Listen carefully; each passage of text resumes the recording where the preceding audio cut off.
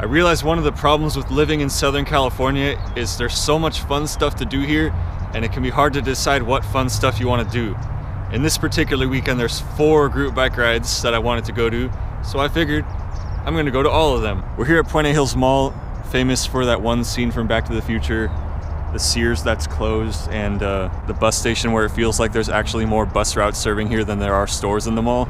We're gonna take the 280 up to the Azusa A-Line station to South Pasadena for our first ride with Active SGV. Then later today, we're gonna head to Union Station in LA to take Metrolink to Riverside for the Riverside Electric Light, whatever that ride's called that I can't remember. And then the gargantuan task of heading back to the San Gabriel Valley from Riverside on public transit on a Saturday night. We'll see how that goes. Then tomorrow we're heading to CycLAvia on Expo in LA. And later we'll be heading back to Pomona for Food Cycle Collective. It should be fun. Looks like it might be an old new flyer, which means good seats.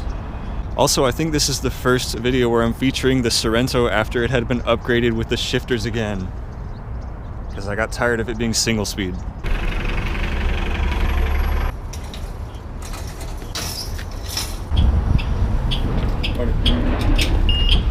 Yay, good seats.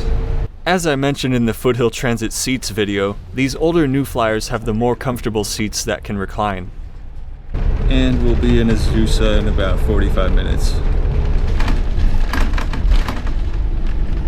I never realized Azusa still had the historic charging infrastructure for the Proteras they don't use anymore.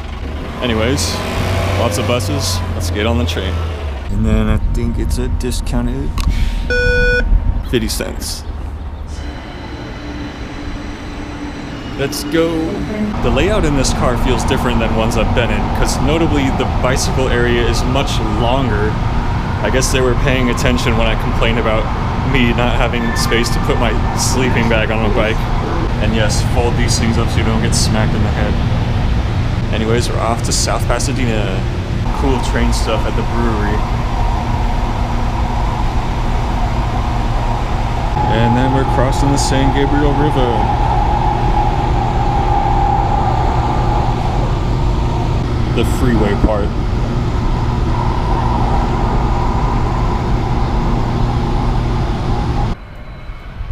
Alright, that massive group of cyclists must be where I'm going. We got South Pasadena. Yeah, these guys are like official. And they even rent e-bikes if people need them. Sweet, free bananas. 2 roadways or 2 throughways and a bike lane will take the right and the bike lane. Okay? If there's a share road... Active SGV is a bicycle advocacy group that does a lot of stuff in the San Gabriel Valley, including working with cities to improve their infrastructure, hosting events, workshops, and rides like this one, as well as provide a low-cost e-bike rental program, and the list goes on. Being such an official group, we had to register to attend this ride and sign a waiver, but it was free. I never understood those bike rides where you have to pay to ride a bike. Anyways, today's ride is along the Arroyo Seco bike trail, which I've been wanting to check out for a while. So we're about to bike in the river parallel to the freeway that we rode on in Arroyo Fest. That's the freeway named after the Arroyo. Honestly, I wasn't expecting the trail to be in the riverbed itself. It's the A-Line bridge. I get the feeling this trail is more subject to flooding than others I've been on, as evidenced by the fact that the cement was notably eroded in places, being really bumpy, but the setting made for a really majestic ride, being right next to the rushing water, with these picturesque mountains. I mean, if there's enough water, you can hardly tell you're right next to a freeway. We reached the end of the trail and were directed onto the streets towards downtown LA. We took Griffin Avenue south and turned west on Broadway, which turned into Spring Street. Oh, there's a former 99-cent store. Like across the street, there's just a 98-cent store. Here we're crossing over the 5 freeway, and soon after the LA River. We then stopped at another destination that I've been wanting to visit. Oh, this is the park that used to be the train yard, I believe. Alright, we're off through Chinatown. We then passed by the most expensive gas station in LA just before Union Station, where we turned right into historic Olvera Street, the first street in Los Angeles. Olvera Street. Part of this ride was to raise awareness for the fact that a bunch of land might be annexed into the Santa Monica Mountains National Recreation Area, including the Arroyo Seco Trail. A few of us broke away from the ride because we'd be taking Metrolink later, and it wouldn't make sense to bike all the way to South Pasadena and then back here again. We made sure to inform the ride leaders so they didn't think they were missing people, since they were keeping count. Yeah, we ditched the active SGV ride because we're taking Metrolink. I'm here with the DJ Petesake fan club, also known as the Fullerton North OC Bikes. I'm Nan, I'll be your Thai guide today. Yeah, we're at the Thai Costco, apparently. I can eat all that rice right now, you know it. You can just buy buckets of soy sauce. Wow. Coconut products. Made in Thailand. This is where I put the clip of technology connections. Yummy. The rice aisle just goes on forever. Oh wait, that's sugar. That sounds like an oxymoron. Oh my gosh, I love these things. Actually, it's just nostalgia from pizza parties. Dang, this one's powered by natural gas. Oh no. They got the airport security trays. Wow, that was a cool place. I bought me some jasmine flavor and some fried tofu. The two things that struck me as distinctly Thai in there were the mango display being right in the front and entire aisles of sauce. No joke. Alright, we made it to Union Station. Oh, they have a squashy bus. Alright, one bike ride down. We'll be back here tomorrow for CycLAvia. We took the Metrolink 91 Perris Valley line. I bid farewell to my friends who got off in Fullerton and proceeded on to Riverside County. Wait, I thought surfboards weren't allowed anymore. Anyways, heading into Riverside downtown. Riverside downtown is our next stop.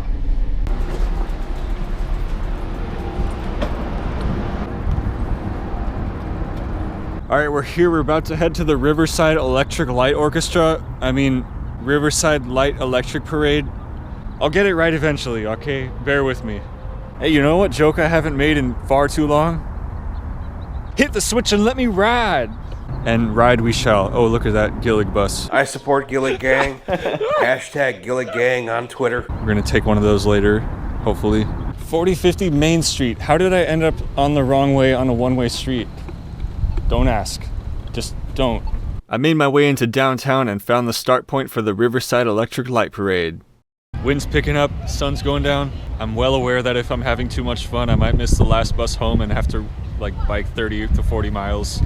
But I'm willing to take that risk. I'm all amped up on fried tofu and bagels, and I'm ready to hit the switch and let me ride. Oh my goodness, these people's light setups outshine mine by a long shot. That's how Rough Riders roll. Wow, I just now noticed that the light pole has the Riverside logo in the flesh. This feels like the bicycle equivalent of lowriders, but way cheaper. To Riverside Electric Light Parade. Welcome. Yeah. This is our 3-year anniversary, so give it up for our 3 years. Wow. How have I not heard of this until last week? Like you said, we started with run to Fairmont Park, back in the downtown. Of course, we always go to the tunnel. All right, so here we go, guys. All I can say about this ride is wow. It was very bright, very loud, very colorful, and a lot of fun. I had imagined it being really chaotic like those critical mass rides I hear about in LA, but this seemed very well planned out. Like we were on and off the streets so quickly that it didn't cause too much of an inconvenience to traffic. This ride happens every month on the last Saturday. I'd probably go to it more often if it weren't for the massively inconvenient public transit phenomenon called the Inland Empire. Anyways, our first stop was the parking garage at Riverside City College, where they gave the people a chance to show off their wheelie skills. So here where it's nice and clear, we give them a chance to show what they can do. Wow, this is tight. All right, here we go. That's how Rough Riders roll. We then spiraled down through the parking garage towards the tunnel. The amount of music echoing in here was insane. If I could describe this ride in one word, it would be spiritual. Or maybe just so overstimulating to the point of feeling spiritual, but either way, it was a true party on wheels. After the tunnel, we went through some neighborhoods, down this nice on-street bike path, and ended up at this church where they had some food, and next door there was a car show that we rode through. I had to bail out at this point because I didn't want to miss the last bus. Wow, that was awesome. I dipped out just in time to catch the 49. Thankfully it's winter, so the ride started earlier. Otherwise the bus schedule would have been more useless. And since I have my Metrolink ticket from earlier, the rest of the way should be free from here. Operative word, should. We'll take the 49 to Fontana, bike 3 miles to the 61 to catch up to Pomona, and then make a 2-minute transfer to the 486. And then tomorrow we continue on to CycLAvia. Let's go. Next stop, Mission and Pressmore. I took advantage of all the USB outlets available to charge my camera and my bike light. These seats are a lot more comfortable than I remembered. Alright, we're here at Cherry and Banana, and I gotta say that was one of the smoothest Gilligs I've ever been on. A bit of nuance on the Metrolink ticket should be getting me home for free. Apparently, RTA plays by North County Transit rules in that the Metrolink ticket is only valid for free transfer from the Metrolink station. I don't like that. Why can't transit agencies agree with each other? Because Octa, Foothill Transit, and LA Metro, they all treat a Metrolink ticket like it's a day pass on their bus. But no, North County and frickin' RTA have to act like it's just a transfer from one station. I was only like 2 blocks from the station, give me a break. The driver actually did let me ride for free, but give me a hard time about it. And we'll see what Omnitrans has to say about that. Oh yeah, look at that.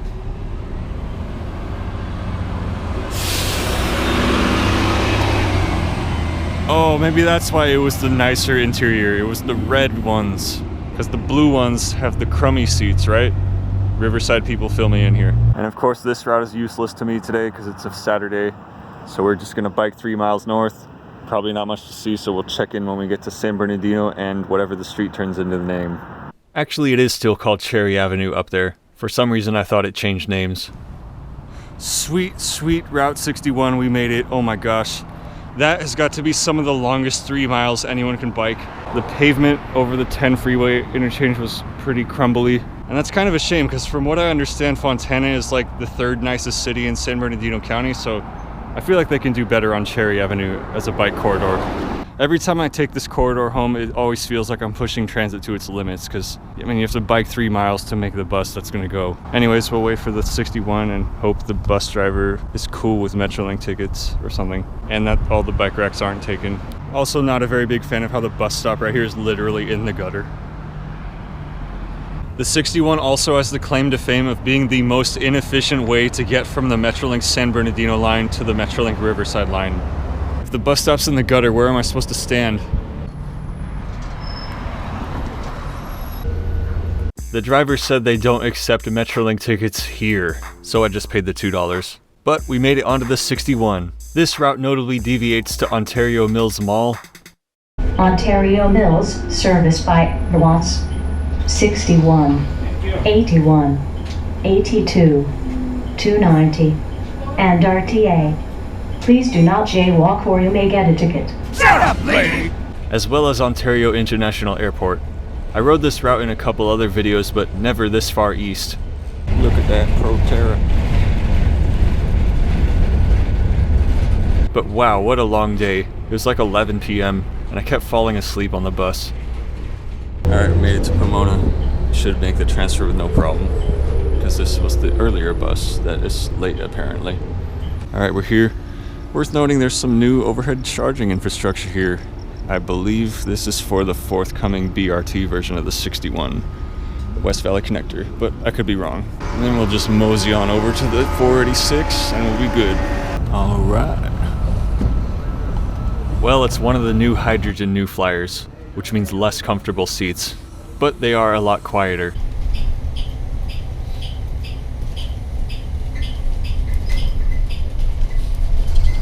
Alright, it's the next day and look at that, we're still on the 486. Conventional wisdom tells me I should just take the J line that goes on the freeway, but no, I'm taking the 70 to the E line.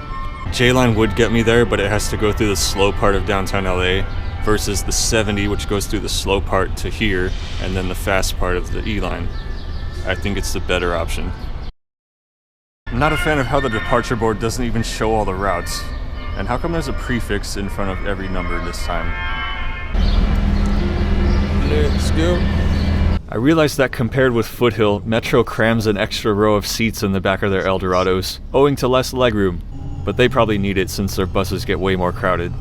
We cruise on down Garvey Avenue, turn south on Atlantic, and head towards East LA, where I got off at the stop past the abandoned Carros. Alright, I learned about this connection in my Redondo Beach trip. It's just like a quarter or a half mile down to the E-Line station.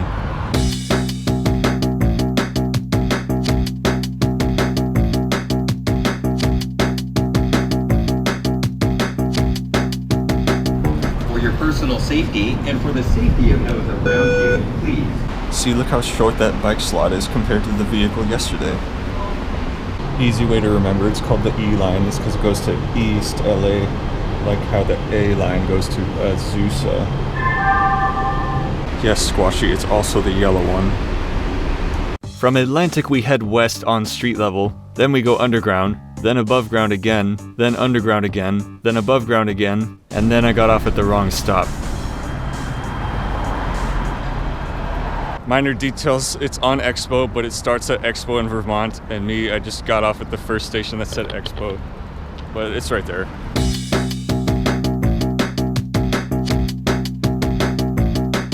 Alright, we met up with Hector, Chris, and Adrian here. A bit of bike technicalities here. Apparently I didn't tighten this hard enough and this thing bent back. This is just a bad design, I need to weld that on there. It's like those BMX handlebars where like they'll bend back if you don't tighten it hard, or the cruiser ones. So I brought a wrench for that. Nice. Well, we made it to CycLAvia, an event that happens multiple times a year throughout LA, where they close off one or more streets to car traffic and let people bike on it. This one's called West Adams meets University Park, which for some reason I thought meant we would be biking on Exposition Boulevard, the street that the E-Line goes on, but no, it's Vermont and Jefferson. Okay, so we're turning left on Jefferson. Yes! I didn't look at that map, obviously. The total route is about 4 miles. The streets here weren't as wide as the event they had in Canoga Park, which to date is my favorite one I've been to, but it was still pretty nice.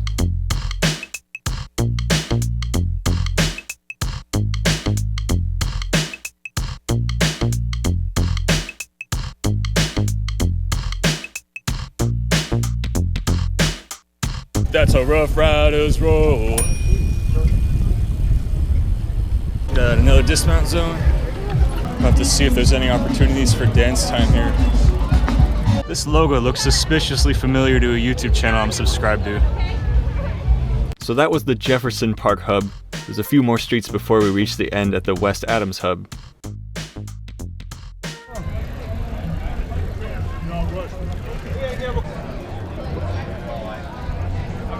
Just do it, son.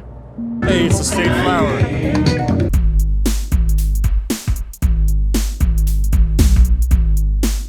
Heck yeah, real turntables, real vinyl. Hey, it's a Luigi. 99-cent store, RIP. It's the friendly cactus. Alright, we're now heading back east to the start. Map shot. Okay, our obligatory Gillig cameo. Is that a BYD or what is that? That's a Gillig. Oh, shit. It's a Gillig, but it doesn't have the trapezoidal wheel wells. I don't know why. Hashtag Gillig Gang. Alright, we're back at the start. I think I might go do the ride again. And then we'll head back to Pomona for ride number 4. Conventional wisdom says to take the silver streak from Pico, because then I'll get a guaranteed bike slot. Oh, hey, it's this guy. Hey, hello. Yeah, hey, what up? What's your name? I'm Dave. I'm the capybara bike. Oh, Yeah. You followed me recently. Yeah. Sweet. Yeah, we watched a bunch of your videos about the Shirbaram trail.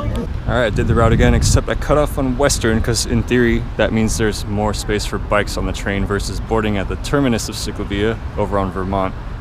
So we'll check it out, take this up to the convention center, and get the silver streak.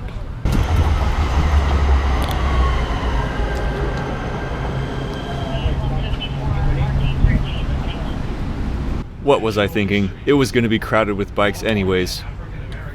I feel like if there's room for 200 people on the train, there should also be room for 200 bikes, but that could just be me. We just got off at Pico, and then the origin stop for the silver streak is right there. Conventional wisdom tells me to take the silver streak, even though I'm not comfortable with Foothill's new bike racks on the 10 freeway, but I did voice my concerns to them, and they've assured me that there have been no reported instances of bikes falling off the Bic rack. So I guess I'll just have to take their word for it and keep my eyes shut the entire ride as this thing rocks back and forth, looking like it's gonna fall off. No problem. Driving. Alright, Bic rack, don't fail me now. It's a website for crits, right? I'm comfortable, okay? I can make it. I'm not comfortable. I feel like driving an articulated bus through here must take some real talent. We made our way through the traffic of downtown. Alright, we're holding steady. Passed by City Hall, stopped at Union Station, crossed the LA River for the 4th time this trip. And yes, even with this new bike with the smaller wheels, I was still not the most comfortable with the bike racks. No reported cases.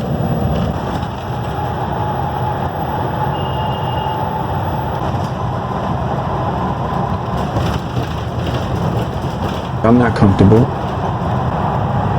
No reported cases. Back at El Monte Station, but now we take the faster way to Pomona on the freeway. After El Monte, we deviated to West Covina to the mall. We continued east on the 10, and we were soon zooming down the hill next to Cal Poly Pomona. Since it's a weekend, we don't deviate to Cal Poly, we just head straight to Gary. And we exited at Gary Avenue. There's a really faded out train sign on that sign, but the arrow points both directions because Pomona North and Pomona Downtown. Wow, further proof of how irrelevant the Riverside line is. Once again, we're here. Well, my bike stayed on. Congratulations. We'll now be joining Pomona Food Cycle Collective for their weekly street outreach ride that they've been doing every Sunday for the past 4 years or so. Here's another shot of those new electric bus charging poles. Presumably for the Omnitrans thing. This is the ride where we hand out food to people living in the streets. Like I said in the previous video, I try to respect people's privacy when filming this ride. Oh, did I just miss them? Yes, sir. Hey, we found them. Yay. So what we got, fish, dumplings, and rice, and peas. And this one, I need to quality control this one. Avocado. Whoa. So he said it's banana plus mint equals cinnamon? Like, they're not lying. It tastes like cinnamon and there's no cinnamon in it whatsoever. There's no cinnamon, but it tastes like cinnamon. Also worth noting, it's Once Upon a Time farm, not Once Again, the peanut butter. That's one way to redevelop a burned down church into affordable housing. I mean, hey, it says join us in our former basement.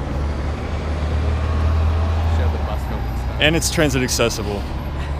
My sense of humor is terrible, I'm sorry. We got both silver streaks at the same time. We're now about to serve food to people living in the hole in the ground.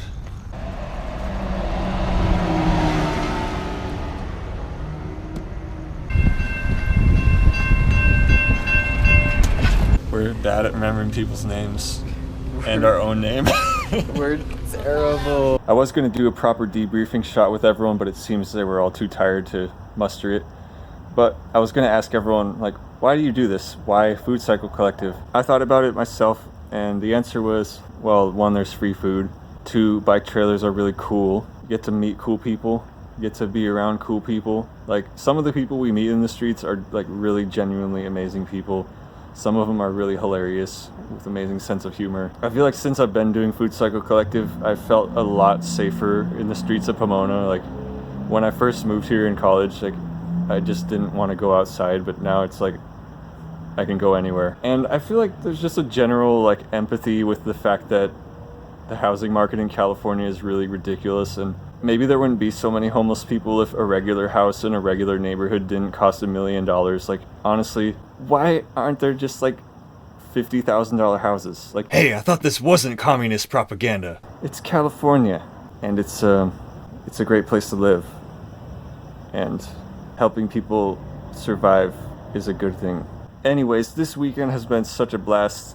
It's just one of those weekends I don't want it to end. It just felt like an all-star DJ Petesake award tour, like discovering new group bike rides and some familiar ones, and covering so much ground, like doing ridiculous transit feats like Riverside to the San Gabriel Valley on a Saturday night. This was awesome. I don't think I've ever spent an entire weekend going to group bike rides. As to that, have a good night. No, as to that, biking is awesome, but biking with other people is potentially more awesome.